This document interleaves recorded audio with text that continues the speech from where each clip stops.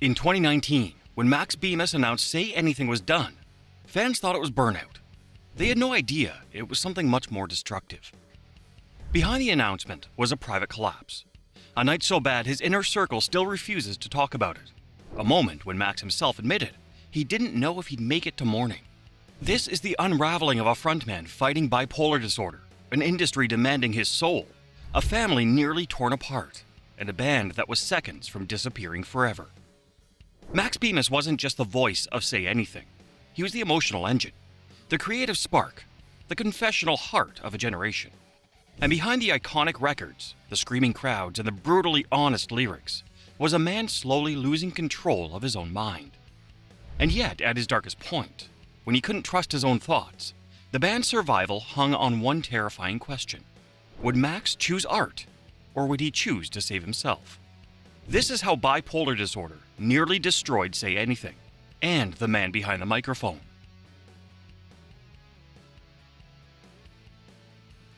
Max Bemis grew up between New York and Los Angeles, raised in a household where creativity wasn't encouraged. It was expected. From the moment he could hold a pencil, he was writing stories, building fictional universes, sketching comic characters, and crafting dialogues that felt bigger than childhood itself. Music, films, and comics weren't hobbies.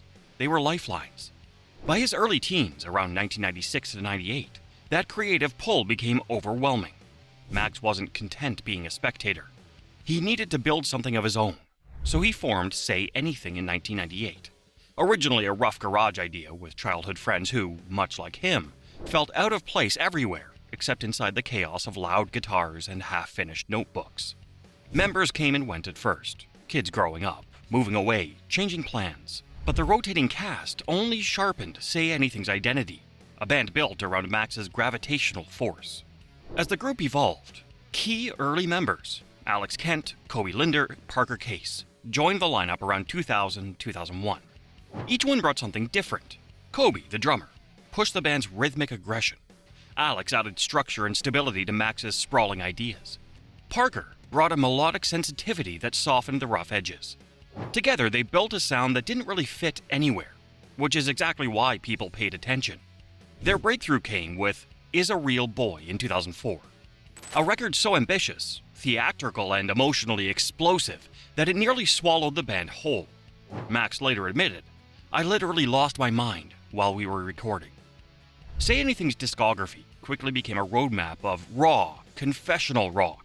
Following Is a Real Boy, albums like In Defense of the Genre in 2007 and Anarchy, My Dear in 2012 further cemented their reputation, delivering tracks that fans still cling to decades later.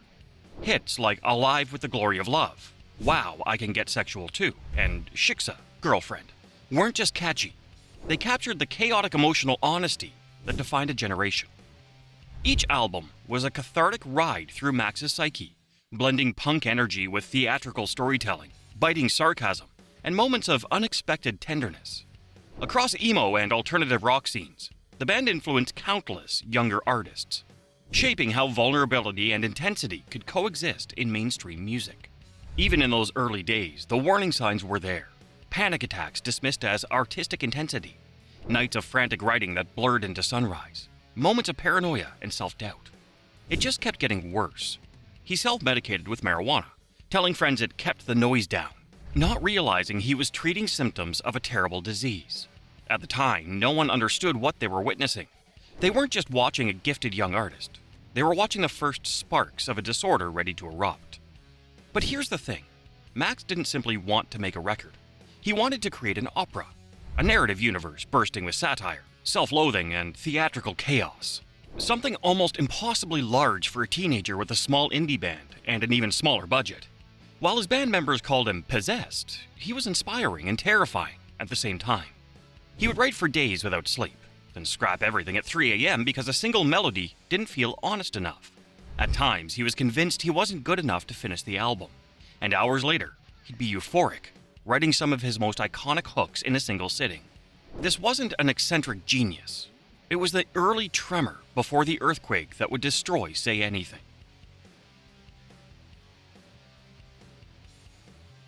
As the band gained momentum, Max's behavior became more erratic, and at first nobody knew what they were looking at. Was it genius? Was it stress? Or was it something far more dangerous? What started as late-night creative bursts soon twisted into something darker. Friends say there were nights where Max spoke with electric speed, convinced he was on the verge of a life-changing revelation, only to suddenly clamp up and whisper that someone was filming him. He experienced manic episodes marked by intense paranoia, including the chilling belief that he was being secretly recorded for a hidden mockumentary. One insider said, "It stopped being quirky. You could see the fear in his eyes." By 2005, everything snapped. This is the moment fans never saw, the moment the mask fell off. A friend recalls walking into a hotel room to find Max pacing tight circles, drenched in sweat, staring at the walls as if they were listening. His energy swung violently, unstoppable highs followed by hollow, frightening lows. Soon, his body and mind began to shut down in ways that terrified everyone around him. Max was hospitalized after a series of disturbing behaviors: depressive withdrawal, severe disorientation, spitting out food, pouring liquids on himself, and sudden bursts of agitation he couldn't control. This wasn't rebellion. This wasn't a meltdown. This was a young artist slipping into a medical emergency that looked nothing like the glamorous chaos of rock and roll on stage. This was the collapse of Max Bemis that almost destroyed Say Anything. Only after this breaking point did Max finally receive the diagnosis: bipolar disorder. The answer behind the manic surges, the paranoid spirals, and the crushing emotional crashes he'd been hiding for years. During his highs, he believed he had superhuman clarity. During the lows, he sank into thoughts so dark they frightened even the people who loved him most. Suicidal and perverted thoughts consumed him. Needless to say, the impact on the band was immediate and brutal. Tours were canceled, plans dissolved, members left, unsure if Max would ever stabilize. The industry, as always, was unforgiving. Management wanted dates, labels wanted progress, fans wanted the genius they worshipped. But Max Bemis was unraveling faster than the band could survive. Suddenly, Say Anything, the band built on chaos, sarcasm, and raw honesty, found itself swallowed by a version of chaos that wasn't safe. For the first time, their greatest storyteller was fighting a story he couldn't outrun.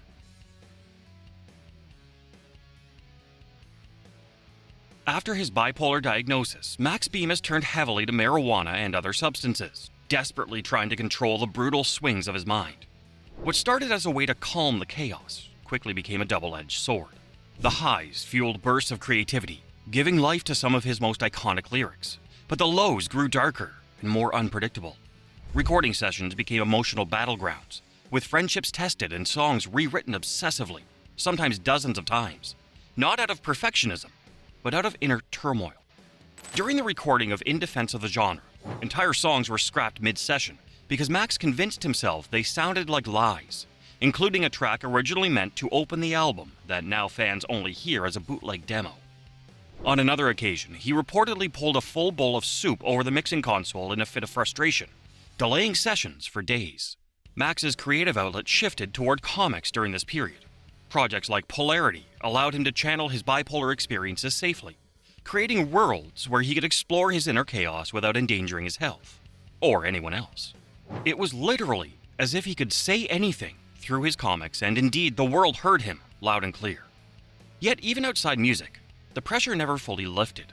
Behind the scenes, a toxic relationship with a so-called life coach shattered his mental state, feeding his insecurities instead of helping him stabilize. Max described this era as living in a fog of chemicals and panic. He would smoke before interviews, before studio sessions, even before shows, trying desperately to quiet the internal noise that never stopped. But the more he self-medicated, the louder the chaos became. Bandmates recall moments on tour when he would completely break down, convinced he had ruined everything, only to later jump on stage with a fiery charisma that fans mistook for genius. The truth was he wasn't performing. He was surviving with every scream, every lyric, every frantic guitar riff as a fight to stay alive inside his own head. Strangely, his comic writing became the only place he could safely tell the truth about what was happening inside his mind. But here's the question that shocks even longtime fans. How does a man so unraveled create art that feels cohesive, genius, and unforgettable? Is it sheer talent? Or is there something darker and more complex at play when brilliance and mental illness collide?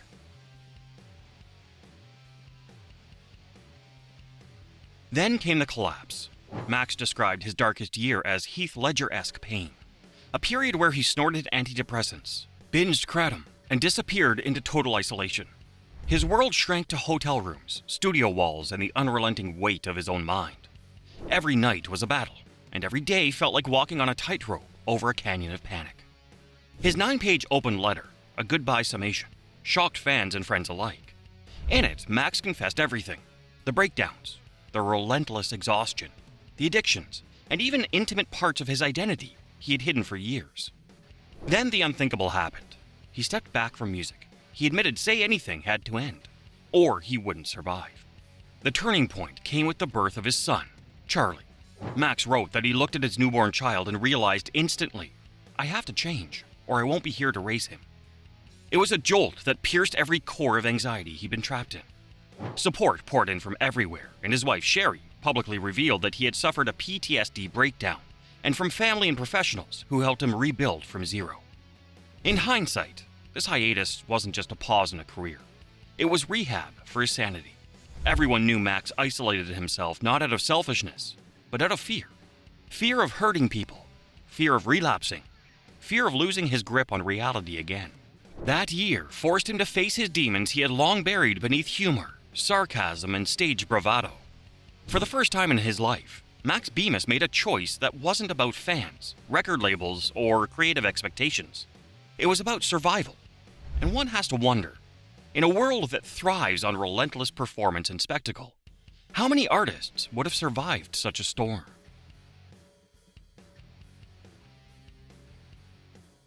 During his recovery, Max stepped back from the band, effectively closing the first era of the band. He shifted fully into comics, an art form he could control, pace, and shape without the chaos of touring. Projects like Polarity allowed him to explore mental illness with honesty and creativity. He pursued treatment seriously: therapy, medication, structure. His new creative work reflected acceptance rather than denial, a softer, wiser voice emerging from the former chaos. Max once said that comics saved him, not because they made him successful, but because they let him slow down. In comics, there were no screaming fans, no stage lights, no panic attacks behind a venue. Just paper, ink, and a story he could finally control. This was Max rebuilding himself, panel by panel, line by line. He didn't return to music the same way. He returned with boundaries, clarity, and a new understanding of his mind.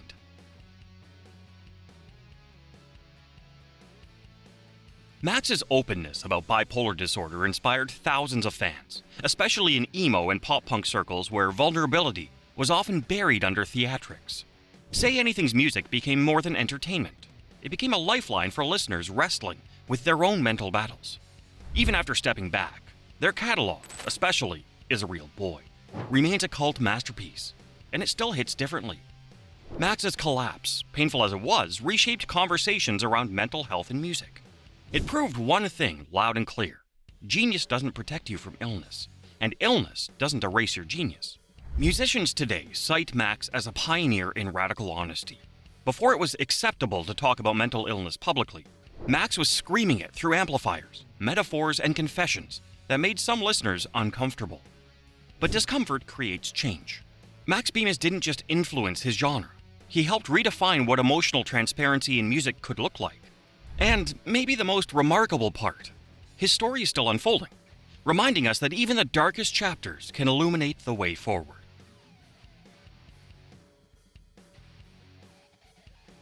Max's journey from manic highs to crushing lows and back to balance shows the human cost of art.